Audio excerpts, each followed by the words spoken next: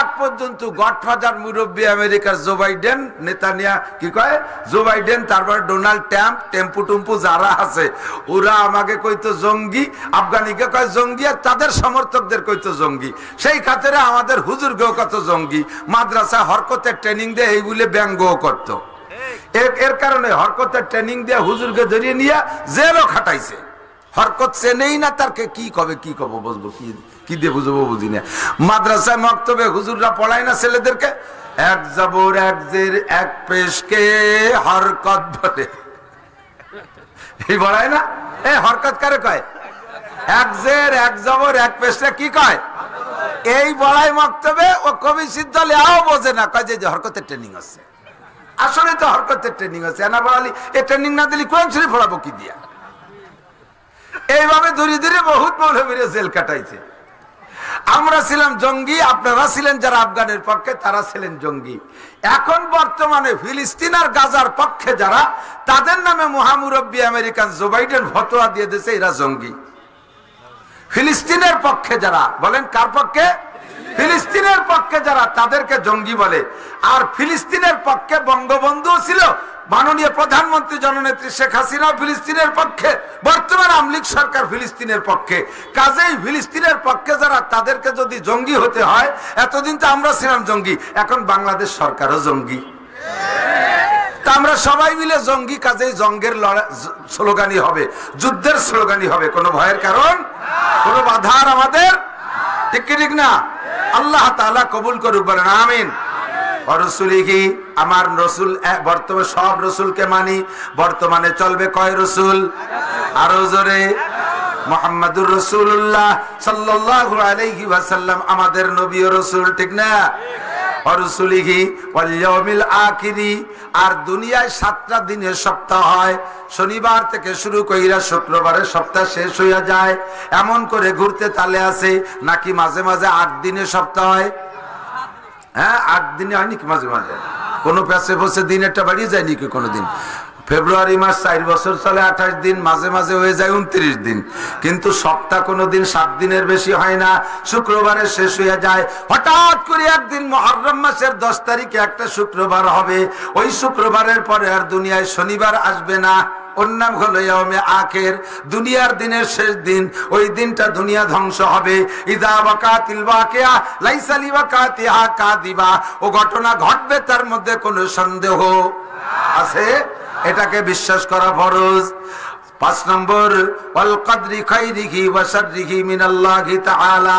6 নম্বর হলো তকদিরকে বিশ্বাস করি, ভালো মন্দ যাহা কিছু হয় সব আল্লাহর পক্ষ থেকে হয়। কথা বলেন, রোগ দেয় কে? শোক দেয় কে? বৃষ্টি দেয় কে? না দেয় কে? ক্ষমতা দেয় কে? সিনে নেয় কে? সন্তান দেয় কে?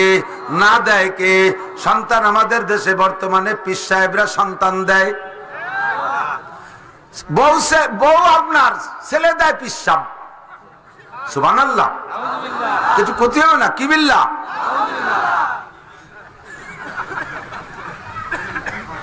আস্তাগফিরুল্লাহ। সম্পদ দেয় পীর সাহেব, পীরের কাছে মুরিদ হলে ধনী হওয়া যায়, সুবহানাল্লাহ না? একটু ক্ষতি হবে এগুলো। ওয়ালা তুশরিক বিল্লাহ, আল্লাহর সাথে কেউ রে কোনো তাই শরীক কইরো না। আমার মজলিসে আমি যদি আনসানাখানি করি, দুরুদ ও তাসবিহ পড়ি, আমার ওই মিলাদ মাহফিলে আমার পীর বাবা হাজির হয়ে যায়, বলতে বলতে আরো কিছু বলে, এমনকি নবী পাকও বলে হাজির হয়। এগুলো সব শিরকি আকীদা, ওর থেকে ফিরে আসতে হবে। আমার নবী রওজায় শুয়ে আছে, ইন্না লিল্লাহি মালাইকাতান সায়াহিনা ফিল আরদ ইউবাল্লিগুনি সালামা মিন উম্মতি। নবীকে মান সাল্লাল্লাহু আলাইহি ইনদা কবরি সামিতুহু ওয়া মান সাল্লাল্লাহু আলাইহি নায়ান উবলিগতুহু। যদি কেউ আমার রওজার কাছে এসে সালাম দেয়, ওইটা আমি শুনি আর আমি তারে জবাব দেই। তুমি বান্দা জবাব শুনলেও শুনতে পারো, না শুনলে না শুনতে পারো, সবার কান্দে সবকিছু শোনা যায় না। কথা কোন ঠিক না? আল্লাহু আকবার। নবীকে আমার রওজার কাছে এসে সালাম দিলে আমি শুনি এবং জবাব দেই। তোমার যদি কান থাকে তাহলে তুমি শুনবা, না থাকলে তুমি শুনবা না। ওমান সাল্লাল্লাহু আলাইহি নায়ান, যদি কেউ দূর থেকে সালাম দেয় ওইটা আমি শুনি না। উবলিগতুহু, ওই দুরুদ আমার কাছে পৌঁছে দেওয়া হয়। নবী বললেন, সাহাবায়ে কিরাম বললেন, মাইয়ুবলিগুকা সালাম ইয়া রাসূলুল্লাহ।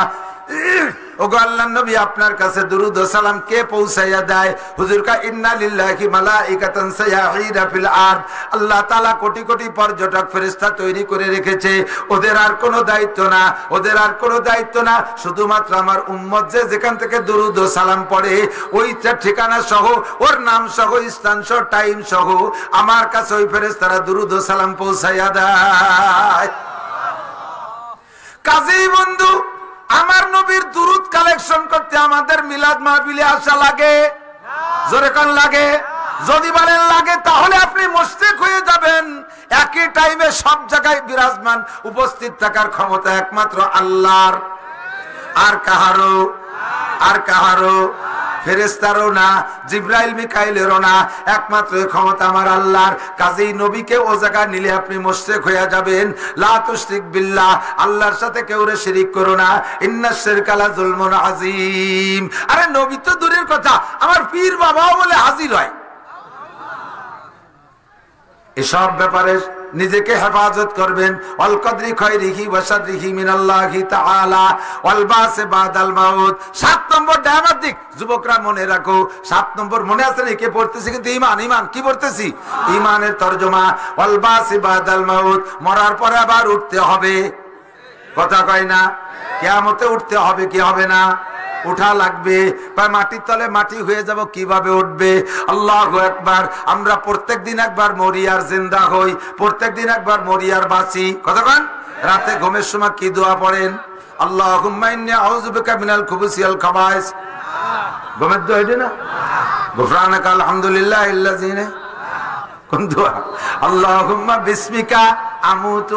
এটা কয় না রে আল্লাহ, কই তো ও বলি রে, তো গান শুনতে শুনতে ঘুমাইতা বুড়ি লাভ কি? মমতাজের গান, মনির খানের গান কানের মধ্যে খিল লাগাইতে ঘুমাইস না, মরণটা হয়ে যাবে ওই কায়দার মরণ।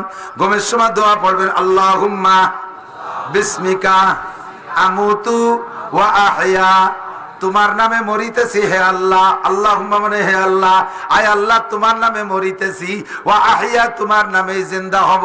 কতক্ষণ মরিও আল্লাহর নামে, বাঁচিও আল্লাহর নামে, ঠিক কি ঠিক না? তাহলে আমি ঘুমের সময় যে দোয়া পড়ি, ওই দোয়াটা কি ঘুমের দোয়া? আসলে যদি ঘুমের দোয়া হইতো তাহলে কি পড়তেন? আল্লাহুম্মা ইন্নী আনুমু ওয়া আস্তাইকিযা, তোমার নামে ঘুমাইতেছি, তোমার নামে সজাগ হব। তা বলি না, বলি তোমার নামে মরিতেছি, তোমার নামে সজাগ হব, জীবিত হব। কতক্ষণ? তাহলে প্রত্যেক দিনের ঘুমটা হলো দৈনন্দিন মরণ। আবার ঘুম থেকে উঠে কোন দোয়া পড়েন জানেন? আলহামদুলিল্লাহিল্লাযী আহইয়ানা বাদামা আমাতানা ওয়া ইলাইহিন নুশুর। সব প্রশংসা কার? কেন? কে? ওই আল্লাহ তাআলা আমারে কিছুক্ষণ মেরে রেখে বাঁচায় দিয়েছে। ইচ্ছা করলে ওই মরণে স্থায়ী মরণ দিয়ে দিতে পারতেন। আপনাদের আমাদের সকলেরই জানা আছে, জীবনে 2-4টে অ্যাক্সিডেন্ট অবশ্যই শুনে থাকবেন। অমুক যে ঘুম হইছে আর ওঠে নাই, ওই একে ঘুমে তার মরণ, এমন খবর 2-1টা আছে না নাই? আমিও প্রত্যেকদিন মারা যাই, আমি ওই ঘুমের মধ্যে স্থায়ী মরণ হয়ে যেতে পারতো। আমার আল্লাহ আমারে মেরে রাখে নাই, আমার আল্লাহ আমার সকালবেলা আবার সজাগ করে দিয়েছে, বাঁচাই দিয়েছে। এই জন্য প্রশংসা কার? ঘুম থেকে সজাগ আমারে মা করছে না আল্লাহ করছে? ঘুম থেকে সজাগ আমারে উস্তাদ করছে না আল্লাহ করেছে? আরে কেউ করতে পারে না, একমাত্র আল্লাহ করেছে। আমারে মরণের পরে বাঁচাই দিয়েছে আল্লাহ। যে আল্লাহ তাআলা দৈনন্দিন একবার মেরে আবার বাঁচাই দেয়, ওই আল্লাহ তাআলা স্থায়ী মরণের পরে আবার কিয়ামতে বাঁচাইতে পারবে কি পারবে না? ওটা আপনি ওই দোয়ার সাথেই বলে দিয়েছেন, ওয়া ইলাইহিন নুশুর। যেমন আজকে ঘুম থেকে উঠাই দিলেন, ওই রকম স্থায়ী মরণের পরে হাসরের মাঠে আবার আল্লাহ উঠাইতে পারবে। বিশ্বাস আছে? এই 7টা বিশ্বাস আছে? তাহলে আপনার নাম হইছে মোমেন। কোন আলহামদুলিল্লাহ বলেন, আলহামদুলিল্লাহ। আপনার নাম হয়ে গেছে মোমেন। মোমেনের খাতায় না ইমানের খাতা, ইমান আইনা যদি মোমেনের খাতায়। সাথে আর একটা কথা কই যে দিক তাকান, এই 7টারে বিশ্বাস করেন কিন্তু মুখে বলেন নাই কোনোদিন, তাহলে আপনি মোমেন হতে পারবেন না। লা ইলাহা ইল্লাল্লাহ মুহাম্মাদুর রাসূলুল্লাহ অন্তরে বিশ্বাস করেন, জবানে পড়েন নাই, মুমিন হইতে পারবেন না। লা ইলাহা ইল্লাল্লাহ মুহাম্মাদুর রাসূলুল্লাহ দিয়া আপনি মুমিনের খাতায় নাম লেখাবেন। মুমিনের খাতায় নাম লেখানোর সাথে সাথে আপনার জন্য বিশাল একটা ইনাম এসে গেছে। শুধু মুমিনের মাদ্রাসায় মুমিনের মাদ্রাসায় ঈমান দিয়ে নাম লেখানোর সাথে সাথে এই দুনিয়ার মতো 11টা দুনিয়ার সমপরিমাণ জান্নাতের ভিতরে বিশাল জায়গা আপনার নামে দলিল হয়ে গেছে। তবে জায়গাটা ফাঁকা, ওর মধ্যে কিছু নাই, গাছপালা ঘরবাড়ি কিচ্ছু নাই, একেবারে চিটিয়াল ময়দান। আমাদের বাংলাদেশের দক্ষিণ পাশে বঙ্গোপসাগরের পরে 37,000 বর্গ মাইল একটা শহর জাগছে, সাথে সাথে 50-60টা বিল্ডিং নিয়ে জাগছে। কথা কয় না? ওই শহরের উপরে বিল্ডিং শহর হচ্ছে না, একেবারে ফাঁকা সাদা শহর। তুমি মুহাম্মাদুর রাসূলুল্লাহ পড়ার সঙ্গে সঙ্গে এরকম ফাঁকা একটা শহর তোমার জন্য জান্নাতে দলিল হয়ে গেছে। কন্যা সুবহানাল্লাহ। কয় অত জায়গায় যে কি করব, করা লাগবে না কিছু, প্রাচুর্যের একটা মজা আছে। একজন মানুষের 5টা-7টা সন্তান নিয়া মাত্র 4-5 বিঘে জমির ফসল হলেই হয়ে যায়। কতক্ষণ? 4-5 বিঘে জমির ফসল হলে হয়ে যায়। কিন্তু লোকটা জমি পায় আর কেনে আর কেনে, 200 বিঘের মালিক হয়ে গেছে। এত জমির ফসল তো তার লাগে না, এত জমি কিনে জায়গা দখল করো কেন? প্রাচুর্যের একটা মজা আলাদা, প্রাচুর্যের একটা মজা আলাদা। অনেক হইলে স্বাদ বেশি লাগে। আকিস সাহেব একটা ইন্ডাস্ট্রি হইলে বংশ ধরে জীবন ভরে চলতে পারে। 42টা ইন্ডাস্ট্রিজ কেন বানাইছে? আধিক্যের একটা স্বাদ আলাদা। আল্লাহ কাছে ছোট্ট একটা রুম দিলে বেহেশতের মধ্যে, তাতেই তোমার যথেষ্ট। কিন্তু অনেক দিলে তুমি একটু বেশি খুশি হবা। এই জন্য সবচাইতে ছোট জান্নাত দেবে তাকে এই দুনিয়ার মতো 11টা দুনিয়ার সমপরিমাণ জায়গা। এবার ওই জায়গা তো ফাঁকা, ওই ফাঁকা জায়গায় কি আর করার আছে? ওর মধ্যে কোনো মজা নাই। কয় ওই জায়গা কিছু করে যেতে হবে দুনিয়ার থেকে যা করবা ওইটা ওই জায়গা তৈরি হতে থাকবে। এই দুনিয়ার কর্মের নাম হলো ইসলাম। দুনিয়ার কর্মের নাম ইসলাম। যাহা করবেন ওইটার নাম ইসলাম। টুপি পরবেন ইসলাম, দাড়ি রাখবেন ইসলাম, পোশাক সুন্নতি পোশাক ইসলাম, পাগড়ি পরবেন ইসলাম, নামাজ পড়বেন ইসলাম, রোজা রাখবেন ইসলাম, তিলাওয়াত করবেন ইসলাম, জিকির করবেন ইসলাম, মসজিদ করবেন ইসলাম, মাদ্রাসা করবেন ইসলাম। একবার পড়বেন লা ইলাহা ইল্লাল্লাহ মুহাম্মাদুর রাসূলুল্লাহ, 4000 নেকি আপনার আমলনামায় লেখা হইয়া যায়। সুবহানাল্লাহ কোন নাই সবাই? এক্ষুনি একটা গাছ ওই ফাঁকা জায়গা লেখা হয়ে গেছে সুবহানাল্লাহ লাগানো হয়ে গেছে। এই আরেকটা লাগানো হয়ে গেছে, আরেকটা লাগানো হয়ে গেছে। ও ফাঁকা জায়গা ভর্তি চালেই আছে। তাহলে একবার গাছ লাগাবো নাকি? একবার পড়েন বিসমিল্লাহির রহমানির রহিম। কুল হুয়াল্লাহু আহাদ আল্লাহুস সামাদ লাম ইয়ালিদ ওয়া লাম ইউলাদ ওয়া লাম ইয়াকুল লাহু কুফুয়ান আহাদ। আল্লাহর কসম এক্ষুনি আপনার ওই ফাঁকা জায়গায় 4 তলা একটা দালান হয়ে গেছে। ওই ফাঁকা জায়গাটারে বিল্ডিং দিয়ে গাছপালা দিয়ে ভরতে হবে। ও জায়গা যাওয়ার পরে ভরলি কোনো কাজ হবে না। আল্লাহ নবী বলেন ইজা মাতাল ইনসান ইনকাতান হুয়া মালুহু। আরে মরণের পরে কোনো ইবাদত নাই, মরণের পরে ইবাদত নাই। ইবাদত হবে শ্বাস বন্ধ হওয়ার আগ পর্যন্ত। আল্লাহ কয় বাবুদ রব্বাকা হাত্তা ইয়াতিয়াকাল ইয়াকিন। তুমি তোমার রবের ইবাদত কইরে ওই ফাঁকা জায়গায় বিল্ডিং বানাও, ওর মধ্যে গাছ লাগাও, ইবাদত কইরে গাছ লাগাও, ইবাদত করে বিল্ডিং বানাও। কতদিন ইবাদত করব? হাত্তা ইয়াতিয়াকাল ইয়াকিন, মরণ আসার আগ পর্যন্ত ইবাদত। কয় মরার পরে এতদিন কবরে থাকবো, ও জায়গা বসে আল্লাহ বিল্লাহ করলে হবে না? এ কবরে বসে আল্লাহ বিল্লাহ করার কায়দা আছে? আমাদের ওই জায়গা হিন্দু মারা গেছে, ওরে মারা যাওয়ার পরে ও কয়ে গেছে মারা যাওয়ার আগে যে আমারে পোড়াবি না, মিয়াকে মতো মাটি দিবি। তো মুসলমানের মতো মাটি দিছে ওর ছেলেমেয়ের আত্মীয় স্বজনরা, ওরে 1 টাকা চাইরে না পয়সা দিয়ে দিছে, সাথে পারের করি ফুলসিরাত পারতি খেয়াল আরে পয়সা দিতেও তাই দিয়ে দিছে ওরে। আর বিড়ি খাতো বলে 2 প্যাকেট বিড়ি আর একটা মেজ দিয়ে দিছে। বিড়ি আর মেজ কয়দিন চলবে? লম্বা টাইম কি করবে কবরে শুয়ে শুয়ে? এই জন্য 2 বান্ডিল তাস দিয়ে দিছে। বসে বসে তাস খেলিস। কবরে কি বিড়ি খাওয়া চলবে? তাস খেলা চলবে, মোবাইল দেখা চলবে, টেলিভিশন চলবে, নামাজ পড়া চলবে, রোজা পড়া চলবে, হজ করা চলবে, যাকাত দেয়া চলবে, কিছুই চলবে না। কয় কেন চলবে না? কয় মরার পরে আল্লাহকে আমি কোনো ইবাদত করাইও না, ইবাদত গ্রহণ করিও না। আরে ইবাদত যা করবা সব বাইসে থাকতে, মরার পরে তো সব ওপেন হয়ে যাবে। দেখার পরে তার নাম ঈমান না। কোনো কিছু দেখার পরে সেই জিনিসের পর আস্থা তৈরি করার নাম ঈমান না। না দেখে বিশ্বাস করো কবর আযাব আছে, কবর আযাব সত্য, কবরে শান্তি সত্য, মুনকার নাকির সত্য, কিরামান কাতিবিন সত্য। এগুলো দুনিয়ায় থেকে দেখি না, কবরে যাওয়ার পরে সব দেখবো। দেখার পরে কইব রব্বানা আখরিজনা মিনহা ফাইন উদনা ফাইন্না জালিমুন। আল্লাহ কবরে এসে দেখি সবই সত্য, আর একটা বার পাঠায় দাও, আমি বড় বুজুর্গ হয়ে আসবো। আল্লাহ কাইকসাউ ফিহা ওয়ালা তুকাল্লিমুন। কোনো কথা বলবি না পড়ে থাকোর মধ্যে। এখনের বিশ্বাসের নাম বিশ্বাস না, না দেখে বিশ্বাস করলে সবই তুই পাইতি। আমার নাসির লিয়াকত যা বলছে এগুলো সবই তোরে দেয়া হইতো যদি না দেখে বিশ্বাস করতি। দেখার পরে বিশ্বাস করতেছি, সেই বিশ্বাস বিশ্বাস না। দেখার পরে নামাজ পড়তে চাই, সেই নামাজ কবুল হবে না, কারণ এইটা বিশ্বাস না। ঠিক না? শুনেছেন উলামা ইকরামের কাছ থেকে, বাচ্চা হারুনুর রশিদ আর তার স্ত্রী জুবাইদা দুইজন ভোরবেলা, বাচ্চা হারুনুর রশিদ বুজুর্গ মানুষ, বড় আলেমও, আমাদের দেশি বাচ্চাকে মতো না।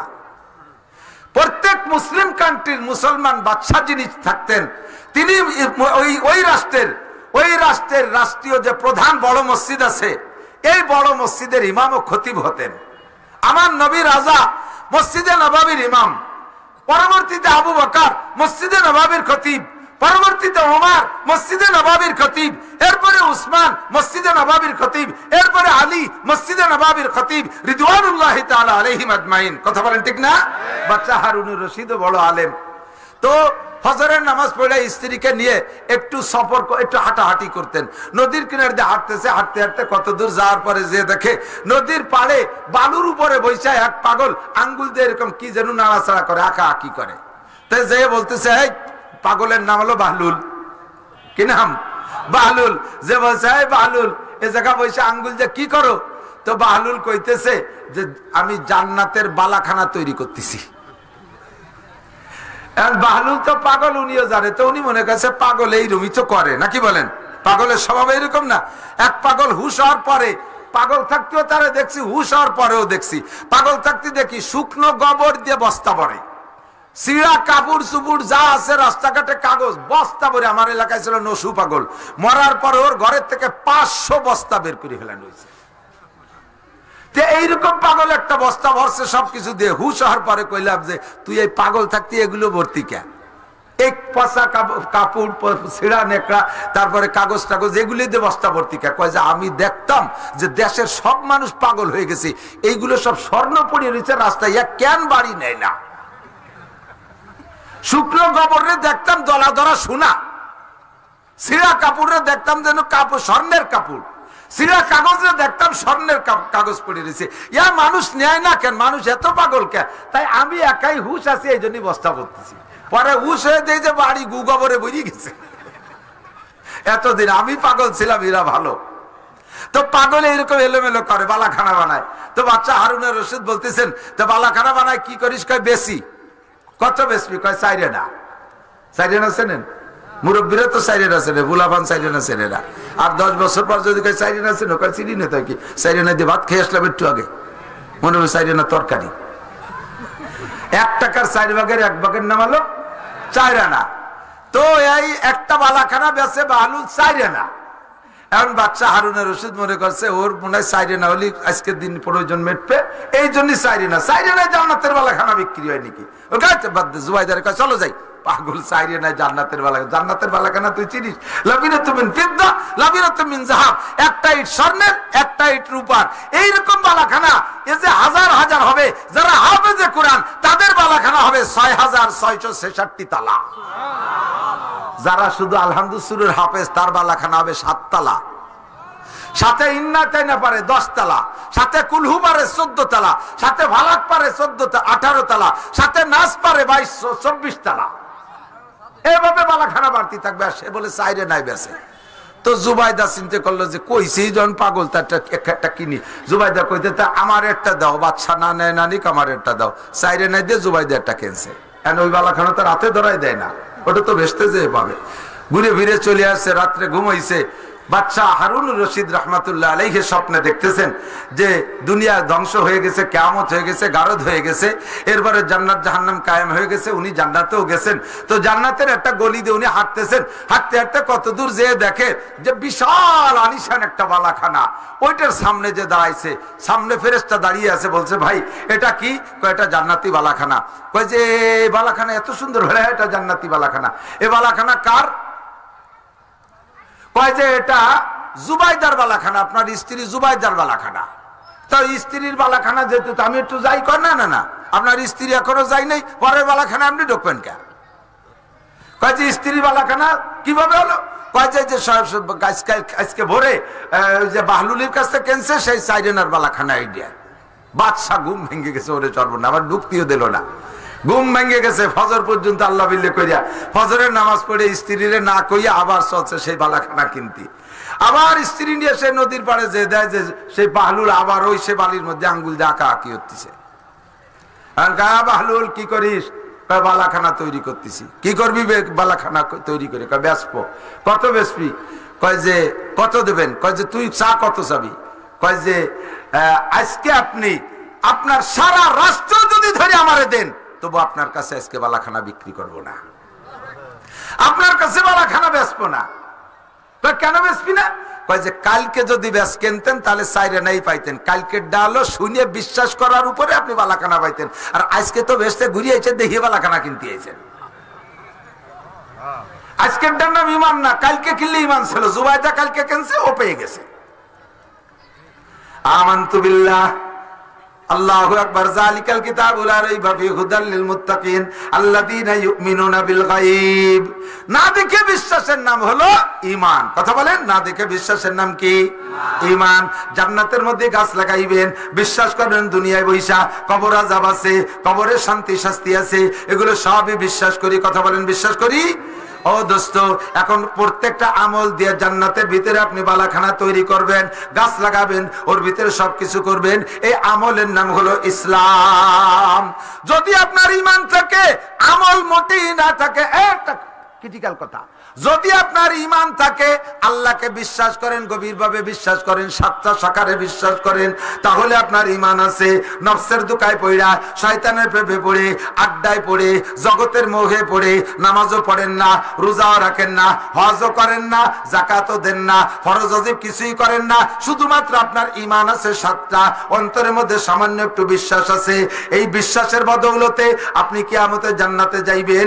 হাজার হাজার লক্ষ লক্ষ কোটি কোটি বছর আমলের ত্রুটির কারণে, আমলের অভাবের কারণে, গুনার কারণে কোটি কোটি বছর জাহান্নামে পোড়ার পরে অবশেষে ঈমানের বদৌলতে অবশেষে আপনি জান্নাতে যাবেন, অবশেষে জান্নাতে যাইবেন। জোরে কন্যা সুবহানাল্লাহ। তবে এই অবশেষের মানে যে বেহেশতে যাওয়ার পরে সপ্তাহখানিক পরে বেহেশতে শেষ তা না, ঢুকার পরে তেমন অনাদি অনন্তকাল, তার কোনো শেষ। তবে তার আগে এই ইসলাম ত্যাগের কারণে, ইসলামের আমল না থাকার কারণে কোটি কোটি বছর আপনাকে জাহান্নামে পোড়া লাগবে।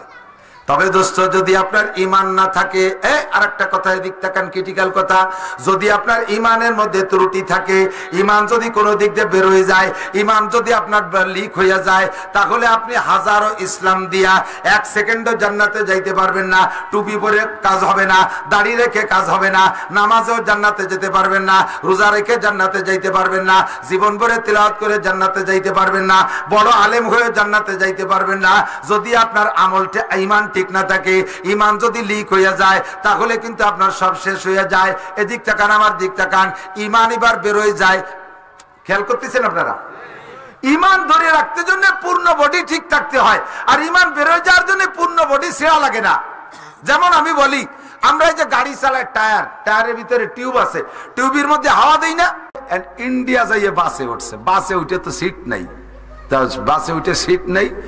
এক সাধু উনারে দেখে, সাধু সিটি বসা, ইন্ডিয়ান সাধু, তো ওনারে বলতেছে যে দাদা কোথায় যাবেন? কয় যে আমি পবিত্র স্থান মক্কায় যাব। হিন্দুরা যদিও হিন্দু, তবে মুসলমানদের ধর্মীয় প্রতিষ্ঠানগুলোকে অনেক হিন্দু খুব শ্রদ্ধা করে, মক্কা মদিনারে তারা খুব শ্রদ্ধা করে। তো বলছে ভগবান, ভগবান আপনাকে এত সম্মান করেছে, আপনাকে ভগবান মক্কায় ডেকে নিচ্ছে। আমি তো অসুস্থ, না হলে আমি দাঁড়িয়ে আপনাকে ছিট দিতাম, তা আপনি আমার কোলেই বসুন। ইন্ডিয়ানরা এইভাবে বলে, আপনি আমার কোলেই বসুন। তেই মোটা ধামড়া দুমড়ো 150 কেজি ওজনের হাজিরে বসাইছে কোলের পার। আর রাস্তাতে ভালো রাস্তা হয়েছে, আগে কত ভালো রাস্তা ছিল, ভাঙ্গা খাড়ি কুয়ো গর্ত বর্ত। বাসে যাইয়ে ধুম দিয়ে পড়ে, আরে হাজি সাহেব ওই কোলের পার যাইবারে তলে ডমুটা আছে। তা হাজি সাহেবের তো নিচে ফোমের মতো মনে আছে, তোষক বাবু, উনি খুশিতে জিকির করে, শুকর আদায় করে, আল্লাহ হক মক্কায় যাই, উনি খুশিতে। বাংলাদেশের হাজিরা তো যে বাই রোডে যেত, বাংলাদেশে একটু টাইটেই যেত, ইন্ডিয়া পার হওয়ার পরে ওরা একটু বাস টাস বানাইছে, এই সাধারণ রাস্তা। তো বাংলাদেশি হাজি সাহেব কায়দা মতো ধারুস দুরুস শেখ হাজি আল্লাহ যাইতেছে হজে, ইন্ডিয়া যাইয়ে বাসে উঠছে, বাসে উঠে তো সিট নাই, বাসে উঠে সিট নেই। এক সাধু উনারে দেখে, সাধু সিটি বসা, ইন্ডিয়ান সাধু, তো উনারে বলতেছে যে দাদা কোথায় যাবেন? কয় যে আমি পবিত্র স্থান মক্কায় যাব। হিন্দুরা যদিও হিন্দু, তবে মুসলমানদের ধর্মীয় প্রতিষ্ঠানগুলোকে অনেক হিন্দু খুব শ্রদ্ধা করে, মক্কা মদিনারে তারা খুব শ্রদ্ধা করে। তো বলছে ভগবান ভগবান আপনাকে এত সম্মান করেছে, আপনাকে ভগবান মক্কায় ডেকে নিচ্ছে, আমি তো অসুস্থ, না হলে আমি দাঁড়িয়ে আপনাকে ছিট দিতাম, তা আপনি আমার কোলেই বসুন। ইন্ডিয়ানরা এইভাবে বলে, আপনি আমার কোলেই বসুন। এই মোটা ধামড়া দুমড়ো 150 কেজি ওজনের হাজিরে বসাইছে কোলের পা। আর রাস্তাতে ভালো রাস্তা হয়েছে, আগে কত ভালো রাস্তা ছিল, ভাঙ্গা খাড়ি কুয়ো গর্ত বর্ত, বাসে যাইয়ে ধুম দিয়ে পড়ে। আরে হাজি সাহেব ওই কোলের পর যাইবারে তলে ডমুটা আছে, তা হাজি সাহেবের তো নিচে ফোমের মতো মনে আছে, তোষক তোষক বাবু, উনি খুশিতে জিকির করে, শকর আদায় করে, ইল্লাল্লাহ হক মক্কায় যাই, উনি খুশিতে জিকির করে ইল্লাল্লাহ হক মক্কায় যাই। আর ঠাউর তলেতে ব্যথায় কয় হরি কৃষ্ণ কষ্ট পাই, জিকির দুইজনই করে। হাজি সাহেব কয় ইল্লাল্লাহ হক মক্কায় যাই, ও তলেতে কয় হরি কৃষ্ণ কষ্ট পাই। কয় যেটা তার বছর আমি উঠে দাঁড়াই, কষ্ট পালি জিকির করা যায় না। মসজিদে বসে জিকির করো লা ইলাহা ইল্লাল্লাহ কেন আরো আরেকজনের নাক ভাঙ্গা যায়, মাইয়েটা তোমার পার্কে, জামাইটা তোমার আর এক জায়গায়, আরে তোমার বউটা আর এক জায়গায়। এই দায়ুসি স্বভাব বাদ দাও। পরিবারের ভিতরে যারা দায়ুসি, যারা বেপরদা প্রতিষ্ঠিত করে, তাদেরকে শরিয়াতে বলে দায়ুস। আল্লাহ নবী বলেন দায়ুসুল্লাযী ইউকিদু ফি আলিল খুবুজ। তুমি যদি কাবা ঘরের মধ্যে যাইয়া মরো, তোমার বাড়ি বউ বাচ্চা বেপরদায় রেখে গেছো তুমি ইচ্ছাকৃত ভাবে, ও জায়গায় তোমার মরণের সময় কলেমা নসিব হবে না। সবে রাত সবে কদরে যদি মরো, তবুও কলেমা নসিব না হওয়ার সম্ভাবনা। আরে রমজান মাসে যদি মরো, তবুও তোমার কলেমা নসিব না হওয়ার সম্ভাবনা, কারণ তুমি পরিবারের ভিতরে বেপরদা প্রতিষ্ঠিত করেছো। পর্দা বড় দামি জিনিস। আল্লাহ নবী বলেন লিল ঈমানে বিদুয়া সাবুনা শুবা, ঈমানের 77টা শাখা আছে। জোরে বলেন কয়টা? 77টা শাখা আছে। ফাআফজালুহা, এক নম্বর শাখা হলো কাউলু লা ইলাহা ইল্লাল্লাহ। ঈমানের 77 শাখার এক নম্বর মূল মেরুদণ্ড হলো লা ইলাহা ইল্লাল্লাহ। এরপরে হুজুর বলেন আল হায়াউস, কি বলা হয়, ইমাতাতুল আযানি তারিক। ঈমানের 77 শাখার আরেকটা শাখা হলো রাস্তা থেকে কষ্টদায়ক জিনিস ফেলে দেওয়া। খেয়াল করেন, কয়ে চলে যাই বলা যায় না, ওত মত বলা যায় না, ফিরে বেড়াচ্ছে কতিও বাড়ি নাও পারি। রাস্তার থেকে কষ্টদায়ক জিনিস ফেলে দেওয়া। এই রাস্তা বানাইছি কি, এদিক খেয়াল করেন, রাস্তা বানাইছে সরকার কি জন্য? আমাদের চলার জন্য না? পায়ে হাঁটবো, ভ্যান চালাবো, সাইকেল চালাবো, মোটরসাইকেল চালাবো, নসিমন করিমন যত আবিষ্কার হবে চাকাওয়ালা সবাই রাস্তায় দিয়ে চলবে, সেই জন্যই না? নাকি ফসল নিয়ে কইলেন গম নাড়া, ধান নাড়া, কলই নাড়া, এই মলন মালা, এই জন্য কি রাস্তা বানাইছে? সারা বাংলাদেশ জুড়িয়ে এই ফসল রাস্তায় নেয় কি নেয় না?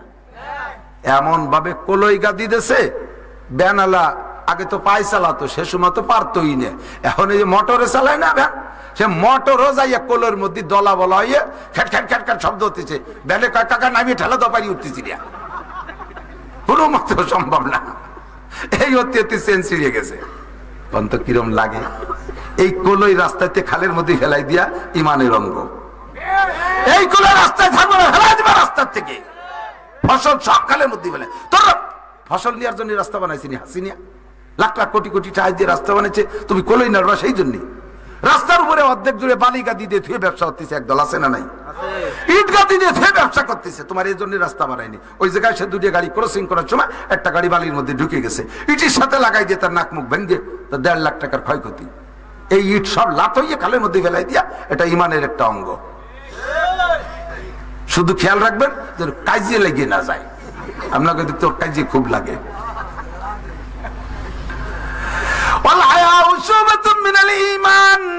শাখার আরেকটা শাখা হলো লজ্জা। বলেন লজ্জা ঈমানের অঙ্গ, ইজা ফাতাকাল হায়া ফাফাল মাশিতা। নবী পাক বলেন লজ্জা থাকতে যা খুশি করা যায় না, যখন তোমার লজ্জা চলে যায় তখন তুমি যা খুশি করতে পারো। যার লজ্জা আছে তার ঈমান আছে, কথা বলেন, যার লজ্জা আছে তার ঈমান আছে। আবারও সেই কথার দিকে চলে যাই, আরে নিশা সব নিশা একরকম না, লজ্জাও সব লজ্জা একরকম না। একজনের তিলাওয়াতের নিশা আর একজনের গাঁজা খাওয়ার নিশা, দুই নিশা কি এক নিশা? একজনের লজ্জা দুইজনেরই লজ্জা আছে। একজনের লজ্জা খালি মাথায় বাইরে বেরোতে পারে না, মহিলা মুখ মাথা খুলে পা পুরুষের সামনে যাইতে পারে না, ওর লজ্জা হয় মুখ খুলে পরের সামনে যাইতে। আর এক শ্রেণীর মহিলা আছে বোরকা পরতে লজ্জা করে, ওরও লজ্জা আছে কিন্তু ওর লজ্জা গাঁজা খাওয়া লজ্জা। কয় যে হুজুর আমার ঈমান আছে।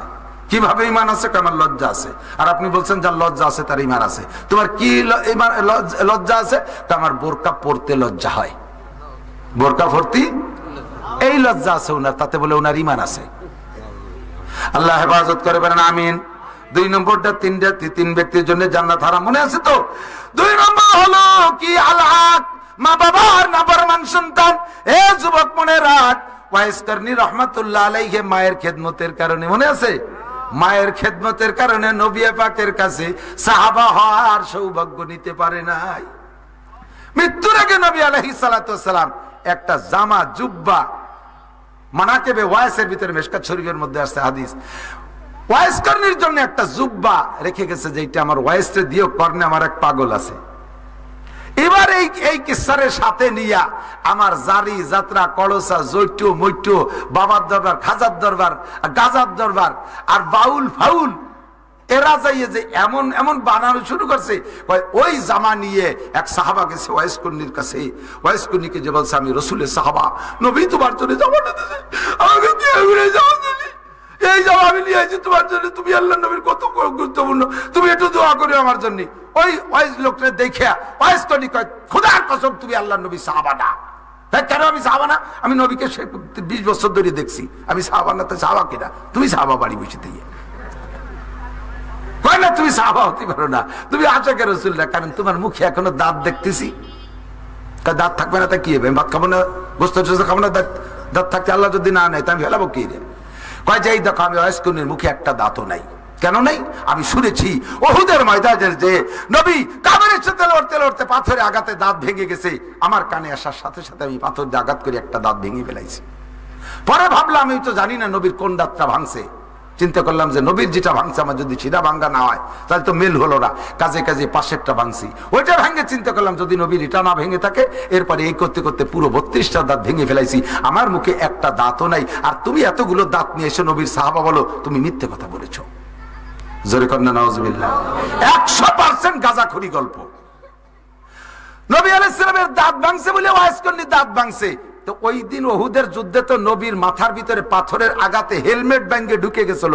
ওয়াইস করনি তো একটা হেলমেট মাথায় নিয়ে পাথর দিয়ে গাই দিয়ে মাথার মধ্যে তো হেলমেট ঢুকলো না। দাঁত ভাঙার সময় ভাঙলো তো হেলমেট ব্যাঙ্গে মাথায় নাও, তা তো নাও নাই, এ গল্পটা তো পাও না। ওয়াইস করনি হেলমেট ভাঙ্গো মাথায় নেই নাই, দাঁত ভাঙ্গো মুখরে সাফ করে নাই, এইটা সম্পূর্ণ গাঁজাখুরি কথা। তবে মায়ের খেদমতের জন্য নবী পাকের কাছে যাইতে পারে নাই, কথা মনে আছে? আল্লাহু আকবার। এবার আব্দুল কাদের জিলানী রহমাতুল্লাহ আলাইহি সম্পর্ক বলে উনার গায়ে উনার এই অবস্থা, ও দোস্তরে উনার নাম কইলে গায়ের থেকে একটা লোম ঝরে যাবো। জায়গা আর একটা গল্প আমি না কই পারতেছি না, ওয়াইস করনির গল্প কব। ওয়াইস করনি রহমাতুল্লাহ আলাইহি এই বয়াতিরা গায়ে বয়াতিরা কয় সম্পূর্ণ মিথ্যে কথা। কিয়ামতের ময়দানে বয়াতিকে থাপড়ায় দাঁত ফেলাই দেবে ফেরেশতারা আল্লাহর হুকুমে। ভালো করে মনে রাখো মিথ্যে কথা মোটে গানের মধ্যে কইবা না, তুমি যা পারো সত্যি কথা বলো। বাজনা বাজাইও না, দলের মধ্যে মাইয়ে রাখো না, নাবালেক পোলাপান রাখো না। নাবালেক পোলাপান যেই দলের ভিতরে নাবালেক দাড়িবিহীন পোলাপান থাকে ওই দলের ভিতরে অ্যাক্সিডেন্টের সম্ভাবনা থাকে। এই অ্যাক্সিডেন্ট ভাষায় ব্যক্ত করতে পারছি না, কম্পেস যদি বুঝে থাকেন তাহলে বুঝবেন। অ্যাক্সিডেন্টের সম্ভাবনা থাকে, দাড়িবিহীন পোলাপান বড়দের সাথে এই গানের দলের মধ্যে হওয়া কবিরা গুনাহ হারাম,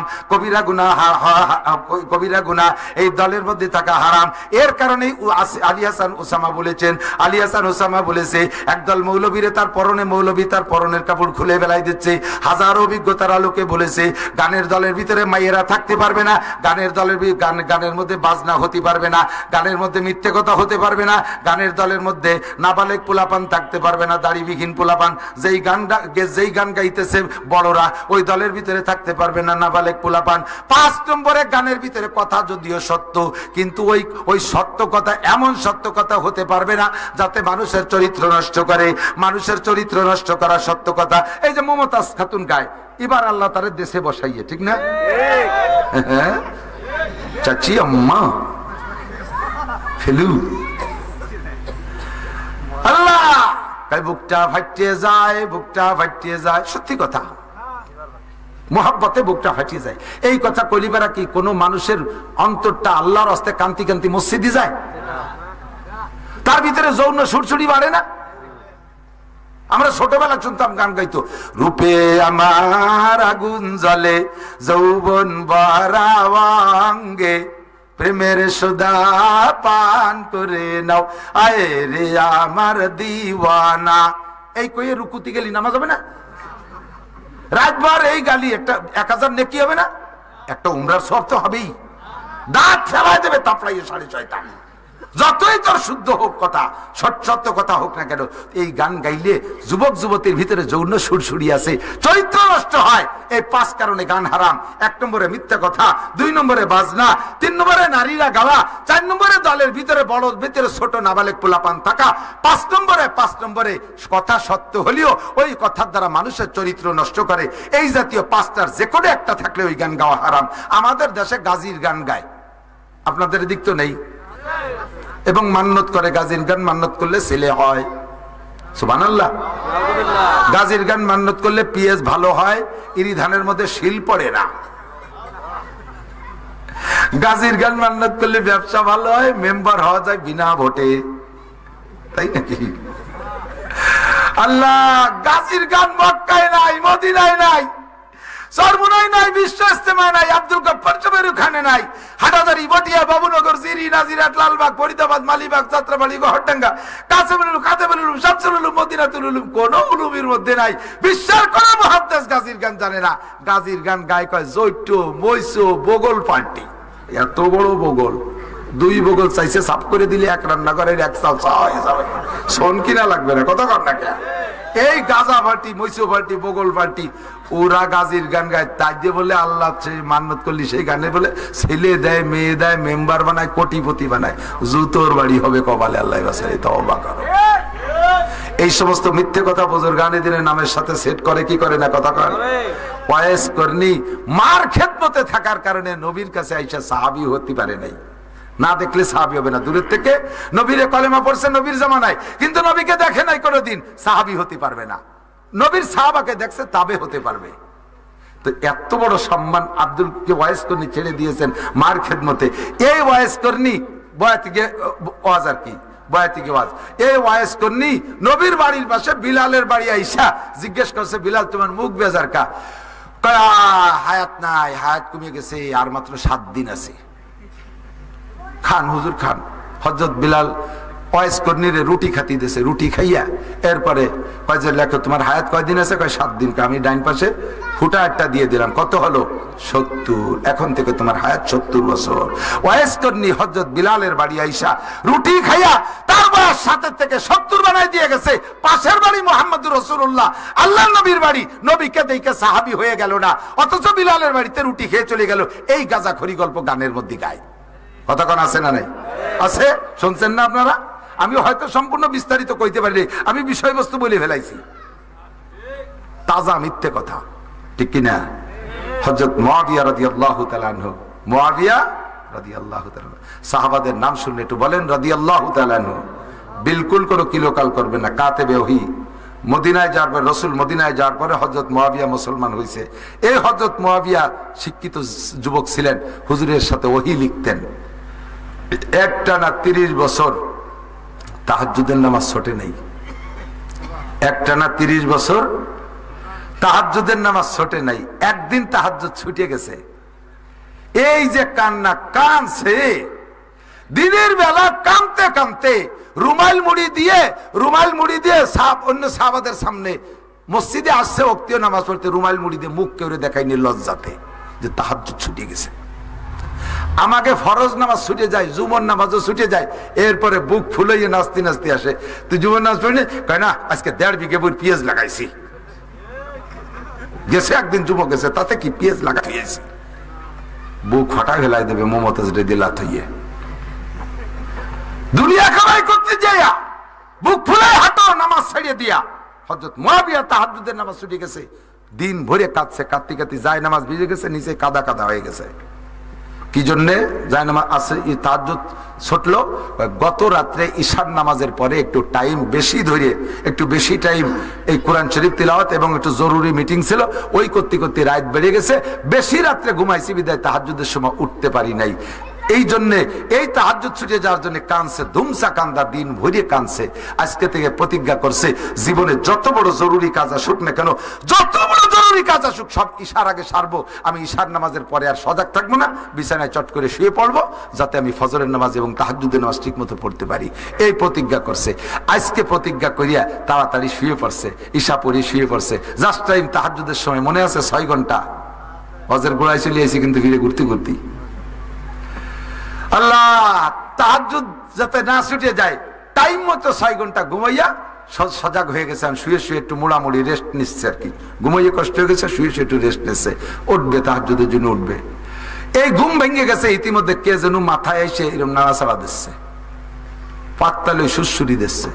উনি মনে করছে যে গতকাল তাহাজ্জুদ ছুটছে, কান্নাকাটি করছে, এবার স্ত্রী মনে এগুলো করতেছে, তাদের যেন স্ত্রী জায়গা মতো শোয়া, এই মাথায় এবার কেটা যেন এরকম সুরসুরি দিচ্ছে। হুজুর আমি ইবলিস, আমি ইবলিস। তো তোর তো কেটে কে আছে, মাথা নাড়া দিস কে? কয় যে তাহাজ্জুদ পড়বেন না? কয় যে পড়ি না পড়িস না আমার ব্যাপার, তো তুই ডাকিস কে? তোর কাজ তো ঠেসে ঠেসে আরো ঘুমাই দিবি, উঠতে দিবি না, তুই ডাকিস কে? কয় যে হুজুর সে পরে কবানি, সে পরে ছুটে গেলি পরে আর এক বিপদে পড়বানি, তাড়াতাড়ি পড়েন পরে কই। কয় না, তুই না করলে আমি পড়বো না। তোর এই তাহাজ্জুদে উঠোনের মধ্যে কোনো ক্রিমিনালি আছে? কয় টানালিকা পড়বো না। কয় যে হুজুর চাইতে আর এক বিপদে পড়ে যাওয়া নিয়ে তা আপনি বড় বিপদে ফেলাই দিলেন। ঠিক আছে বলতেছি, ওই গত রাত্রে তাহাজ্জুদ যে পড়েন না, আমার আসল ডিউটি যেটা, আপনার তাহাজ্জুদ পড়তেই দেবো না, এটা হলো আমার মূল দায়িত্ব। এটা হলো গতকালকে পালন করছি, আর আজকে ডেকে দিছি কেন? গতকালকে আপনারা তাহাজ্জুদ পড়তে না দেওয়ার কারণে আমার যে লস হয়ে গেছে, আমি আর কি দিয়ে ক্ষতিপূরণ করবো তা বুঝে উঠতে পারতেছি না। আপনি এক রাত তাহাজ্জুদ ছোটার কারণে সারাদিন যে পরিমাণ কাঁদছেন, সারাদিন যে পরিমাণ কাঁদছেন, তাতে 30 বছর লাগাতার তাহাজ্জুদ পড়েও আল্লাহ পাকের কাছে ওই কান্নার কারণে যে মর্যাদায় পৌঁছাইছেন, 30 বছর তাহাজ্জুদ পড়ে ওই মর্যাদায় যাইতে পারতেন না। তাতে আপনার এই এক রাত তাহাজ্জুদ ছুটোই দিয়ে কি যে প্রমোশন আপনার করাই দিছি, আমি যে চরম লস হয়ে গেছে। এই জন্য আমি নিয়ত করছি যে আর কোনো জায়গা যাই না যাই, ডেলি রাত্রি এসে আপনার তাহাজ্জুদের জন্য ডেকে দেবো, ওঠেন তাড়াতাড়ি ওঠেন। হুজুর কয় শয়তান, ইন্নাহু লাকুম আদুউম মুবিন। আল্লাহ পাক তো খালি খালি বলে নাই, শয়তান তোমাদের প্রকাশ্য পরোক্ষ প্রত্যক্ষ শত্রু। কথা বলেন ঠিক না? ইবাদত কইয়া আমাদেরকে গুনাহ করাই দেবে, ইবাদতের মধ্যে লস করাই দেবে, ওই সেটাকে উঠাই দেবে। বুজুর্গ একজন এরম ডাকে উঠাই দিয়েছে তারে, ওঠেন হুজুর। তারপরে হুজুর উঠছে, কয় কিরা তুই? কয় হুজুর আমি ইবলিস। এর ডাইরেক্ট পরিচয় দিয়েছে, হুজুর আমি আজে বাজে কেউ না, এর বংশীয়, আমি নিজে ইবলিস।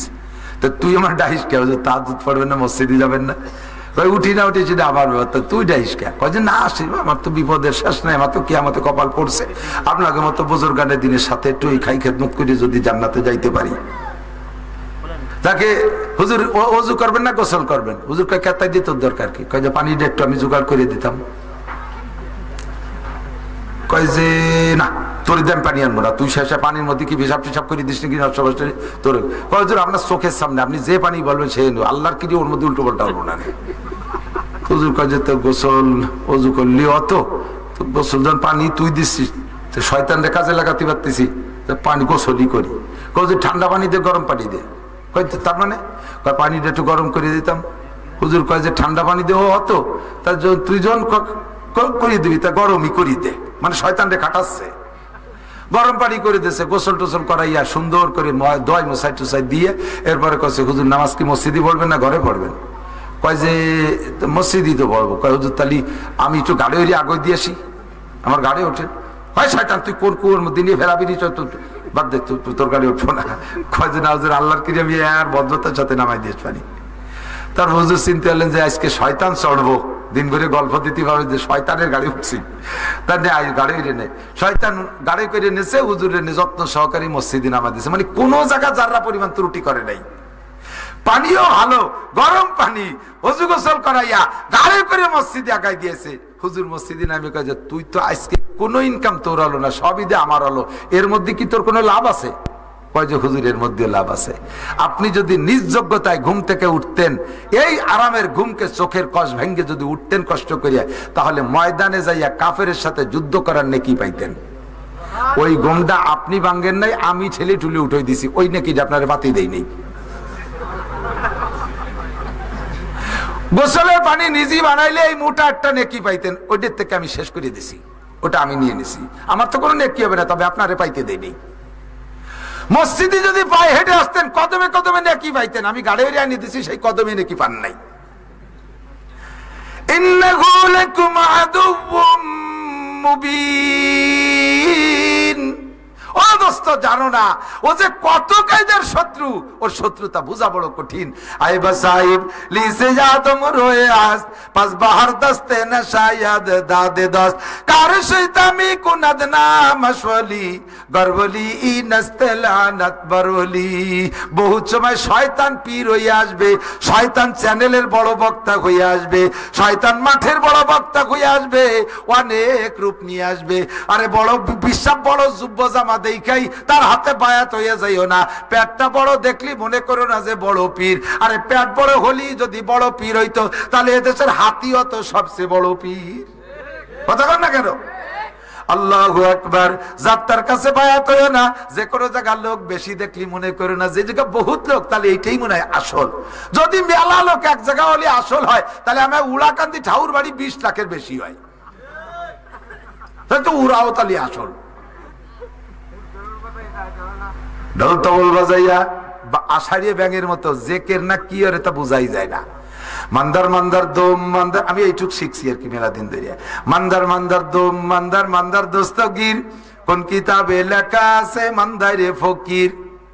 এ চাল দিলাম ডাল দিলাম আরো দিলাম কত কি, কও দিয়ে দয়াল তোমারা শোনে লাগবে কি। বাবু ব্যাং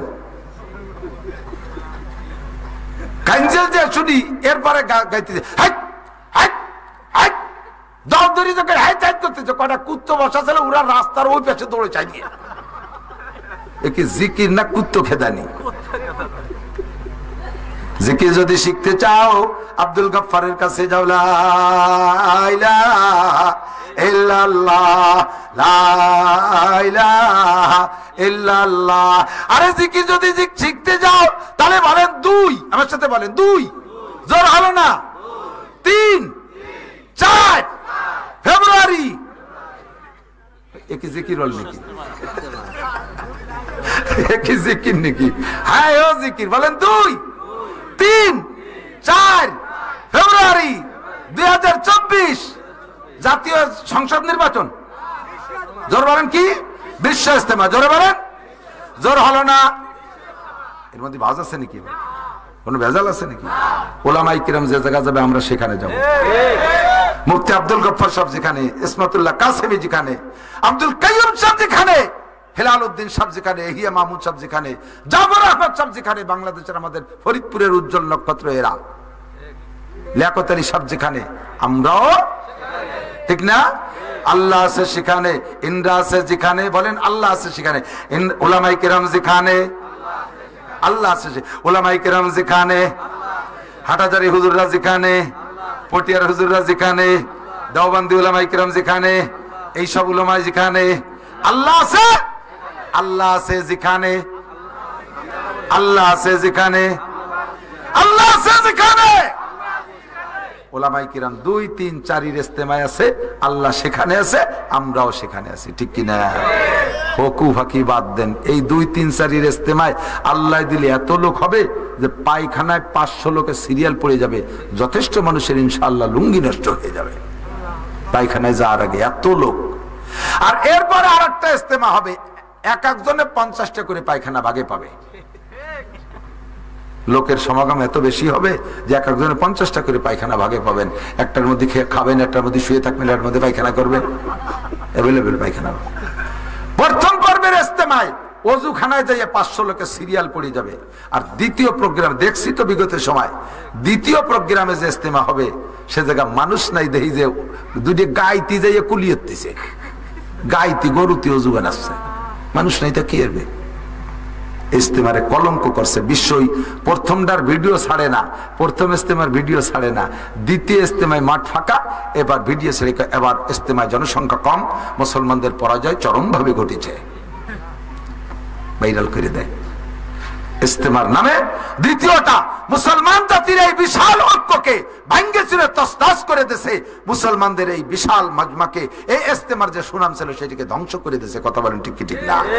ওটাই যে আমাদের দরকার নেই, আমাদের জাগতিক ভাইরালের দরকার নেই। আল্লাহ পাকের কাছে আমরা যাতে মকবুল হতে পারি, আহলে হক ওলামায়ে কেরামের সাথে যাব তো ইনশাআল্লাহ। যাওয়া কত আসান করে দিয়েছে আল্লাহ তাআলা। আগে পদ্মা সেতু, আগে পদ্মা নদী পার হওয়াটা বড় রিস্ক ছিল, ফেরি পাওয়া যায় না, গাড়িকে গাড়ি, কত কষ্ট হয়েছে। এখন ব্রিজ হয়ে গেছে, আসানের সাথে চলে যাবেন, ব্রিজ হয়ে গেছে। গত রাত্রে আমি ঢাকা থেকে আসছি, কুয়াশা, ব্রিজের গোড়ায় যখন আসছি কুয়াশায় ব্রিজও দেখা যায় না। ব্রিজে কুয়াশা রেখালাম, ও কুয়াশা কাম হবে না নে, বহুত জ্বালাইছো। যে সময় ফেরিতে পার হয়েছি 13 ঘন্টা বসে রাখছো কুয়াশা, আর আজকে সারের গোড়ায় উঠে গেছে, হাঁটি বেলবে না। যত বড় কুয়াশা হয় ইনশাল্লাহ 5 মিনিটের জায়গাটা 10 মিনিট লাগবে, যাবোই যাবো ইনশাআল্লাহ। আর চলেই আসছি আলহামদুলিল্লাহ। আমরা এবার আলহামদুলিল্লাহ বিশ্ব ইস্তেমায় যাবো তো, বিশ্ব ইস্তেমায় যাবো তো ইনশাআল্লাহ। আল্লাহ কবুল করুন, বলেন আমিন, জোরে বলেন আমিন। আল্লাহু আকবার। ও দোস্ত এদিক তাকান, আমি আয়াত পড়ছি আর হাদিস পড়ছি, আর তরজমা বলে শেষ করে দেওয়ার টাইম শেষ। আমি 11টা পর্যন্ত ওয়াজ করি বড় আনন্দের সাথে, খুব মজা লাগতেছে। এই অল্প কয়েকজন মানুষ, তো আমার যে কোনো ছোট মাহফিল আর কি, অনেক ছোট মাহফিল, তবে আপনাদের সাথে কথা বলতে আমার ভালো লাগছে। আপনাদের কষ্ট হচ্ছে নাকি? আমি সুরও জানি না, তালও জানি না। এদিক তাকান, ভাইরাল হওয়ার বয়সও নাই। বর্তমানে ওয়াজ চলতেছে বিভিন্ন ব্র্যান্ডের উপরে। ব্র্যান্ড চেনেন তো? ব্যবসা হয় গ্রুপের উপরে, আকিজ গ্রুপ, বসুন্ধরা গ্রুপ। কারণ একা একজন এরকম বড় টাকার মালিক হইয়া একটা ইন্ডাস্ট্রি বানানো কঠিন। যা 2-5 কোটি টাকা হয়েছে ওই নিয়ে একটা গ্রুপের সাথে যোগ দেয়, শেষে গ্রুপের সাথে বড় ব্যবসা হয়। এই যে পরিবহন দেন না, পরিবহন গ্রুপ, কমফোর্ট গ্রুপ, তারপরে আরো কি কি গ্রুপ আছে যত, গ্রিন লাইন, লাইন, ওখানে হলো লাইন, পরিবহন হলো লাইন। এই লাইনই যোগ দিয়ে দিতে হবে। আমাদের করিম গ্রুপ, এই আপনাদের করিম গ্রুপে আমাদের টুঙ্গিপাড়া এক্সপ্রেস, বহুত গাড়ি, এক একজন 2-5টা পরিবহন কেনে। এই 5টা পরিবহন যেতে একটা লাইন কেনা যায় না, ওই গ্রুপের সাথে যোগ দেয়, তার সাথে চলে যায়। এর নাম হলো গ্রুপ ব্যবসা। আর কি ব্যবসা? গ্রুপ ব্যবসা। বর্তমানে উলামায়ে কেরাম মাঠে আসতেছে গ্রুপ ব্যবসা নিয়ে, গ্রুপ ব্যবসা নিয়ে।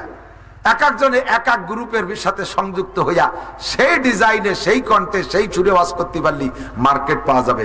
সে বয়স আমার নাই।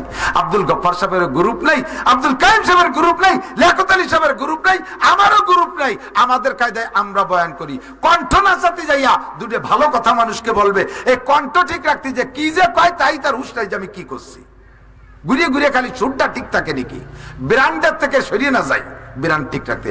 ফালতু বাদ দেন, উম্মতকে কিছু বলার চেষ্টা করতে হবে। উম্মতকে কিছু, আমার সুরের দরকার নাই, আমার কিছুর দরকার নাই। আমি যা বুঝছি উম্মতকে সেই কথাগুলো বুঝানোর ফিকির, এইটা হবে বক্তাদের দায়িত্ব। আপনারা কি আমার কথাগুলো বুঝছেন? আব্দুল কাইম সাহেবের এলেমের সামনে আমি মক্তবের পোলা পানো না, সেই মানুষটা আপনাদেরকে পড়াইছে। আল্লাহ পাক তার বয়ান থেকে আমাদের নূর হাসিল করা তৌফিক দান করবেন। আমি যে কথাগুলো বলছি এই কথাগুলোকে বাড়ি নিয়ে যাবে ইনশাআল্লাহ, যাবে।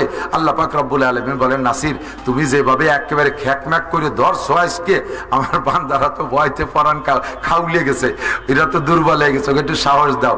এবার আল্লাহ পাক বলেন, ইনতাজতানিবু কাবাইরা মা তুনহাউনা আনহু। আমার দিক বড় মজা, শেষ ফিনিশিং। পেশা পাইছে, ভারী পেশা পাইছে। এদিক থাকেন, আমি মাঝে মাঝে ও বলে থাকি, গাই দোয়ানোর আগে ফানাতি হয় না, ফানাতি হয় না বাসুদ্দে, না পানাইয়ে বান ধরে টানলি দুধ বেরোবে, বান ছিঁড়ে যাবে, ঠিক না? এবার পানানো হয়ে গেছে, আগে ফানায় না আগে দোয়ায়? আগে ফানায় না আগে দোয়ায়?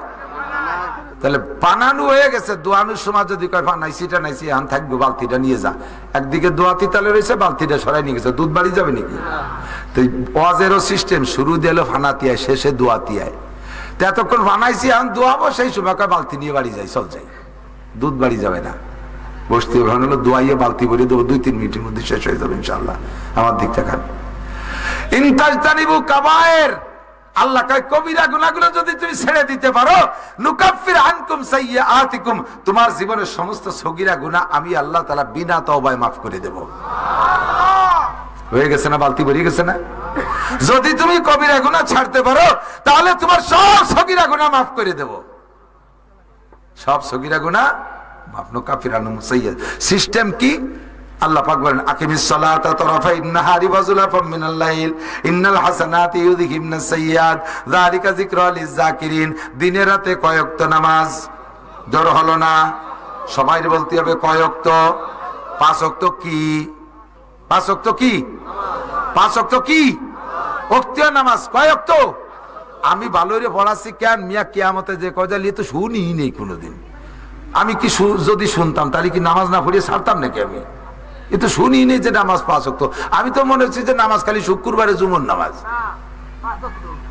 আপনি মুখ দিয়ে বলছেন, আমল নামায় লেখা